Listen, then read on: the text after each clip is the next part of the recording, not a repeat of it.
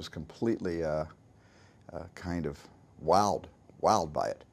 And it was a crazy, conceptually, nutty idea, but an idea that was not too far away from a future reality. And having made Minority Report and having spent so much time trying to imagine what the future could be for all of us in that circumstance, I suddenly saw a future that, that Ernest Cline, the writer of the book, and Zach Penn, the screenwriter, envisioned. And it wasn't that far away from what I think is going to happen someday.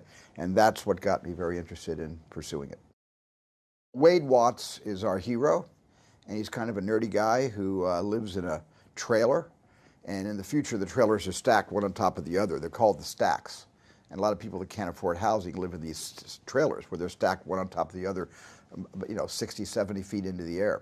And there's little outdoor elevators and kind of like New York type style fire escapes to get up and down. And he lives with his aunt, and he's kind of alone in this world. And he uses the OASIS, this amazing world, to escape from, what he suffers in the real world. It's not only a contest, and it's not only a game, it's a race. It's a great race. And it's a chase, because there's bad guys.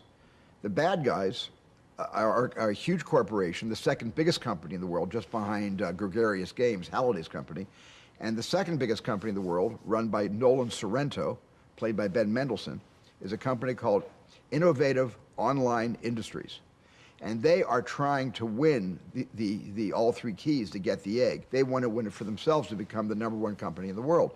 And they will do anything to win this contest. And I mean anything. James Halliday kind of was in a bit of arrested development where the 1980s was concerned. He loved the music, he loved the video games, the coin-operated games that were being manufactured, designed in those days. He just loved how people dressed. He loved the kind of movies that were showing in the 1980s, and he kind of, and because Wade Watts, our hero, is so enamored of Halliday, he wants to become so much like Halliday. He also is steeped in the 1980s. So it's a real throwback to an era that I was very involved in making movies.